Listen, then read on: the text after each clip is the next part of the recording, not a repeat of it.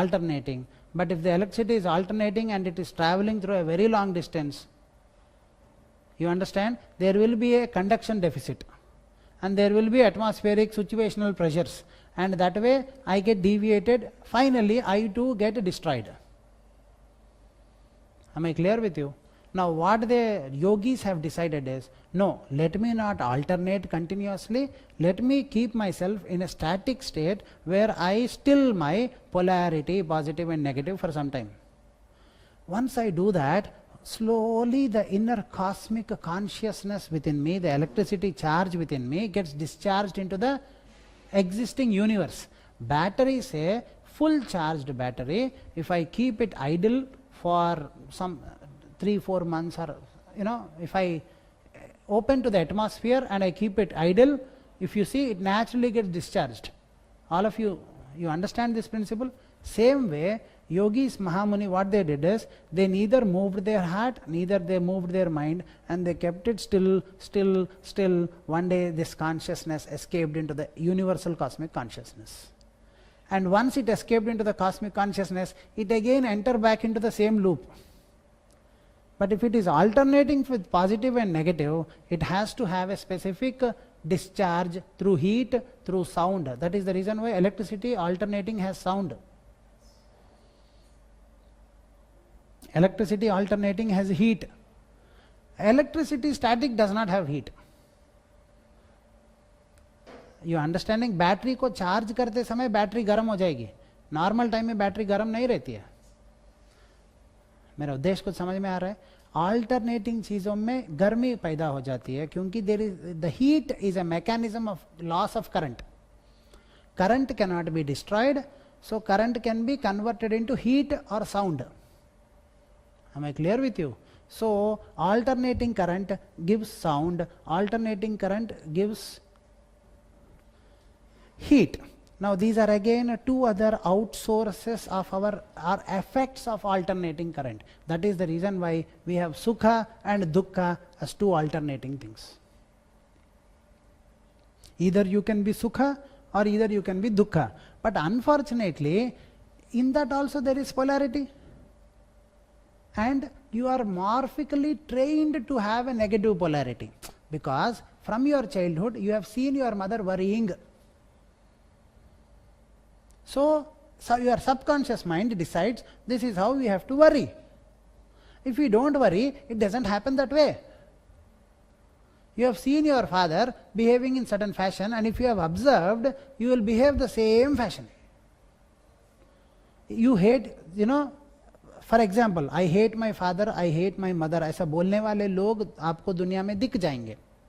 Okay वो जब 40-50 साल के हो जाएंगे तो उसके दोस्त बनो और उसका पूरा जिंदगी का आप बिहेवियर स्टडी करो, तो वो जिस आदमी को हेट कर रहा था उसकी जिंदगी एग्जैक्टली वैसी बनेगी. एग्जैक्टली वैसी बनेगी. क्यों पता है? That is how resonance is. Because you continuously hate them, your mind is in tune with them. Because your mind is in tune with them, you think that you are hating them, but even if you love them or you hate them, you are in resonance with them. And if your father has a lot of trouble in his life, you love him because he is your father, and your mentality is connected to his mentality. Naturally, if you see in your life also, you will have the same kind of difficulties, differences coming into your system, because the same loop is getting back into your system. Yogis, Maharshis, they actually gave you new birth. These days, for the past 2000 years, it is like, you following your mother and father. For the past 200 years, 2000 years, 3000 years, Sanatana Dharma has lost, and Hinduism or some other religious systems have come into place.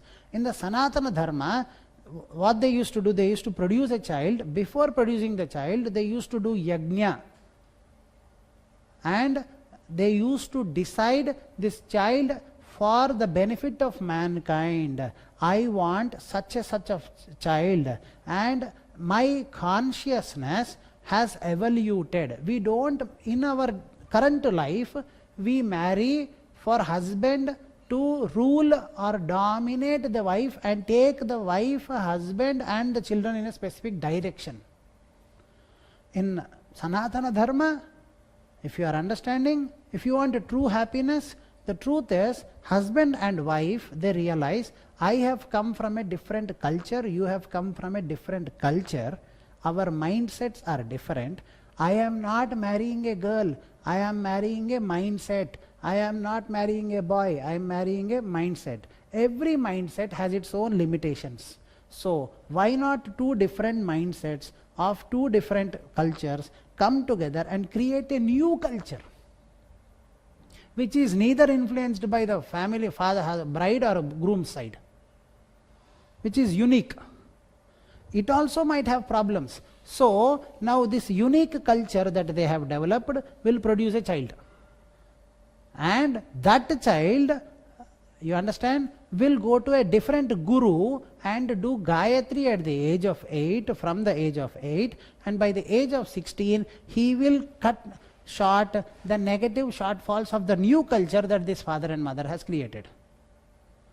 And now this is evolution in evolution. Now this new evoluted child, from the age of 8 to 16, he meditates with the blessing and with the grace and the guidance of the Guru, and by 16 his new consciousness, father and mother already evolved from the previous existing things. Now this is evoluted.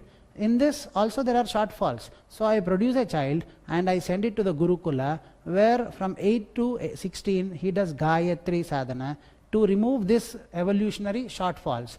And this evolutionary shortfall is what the gift of me to the mankind. I think you understand.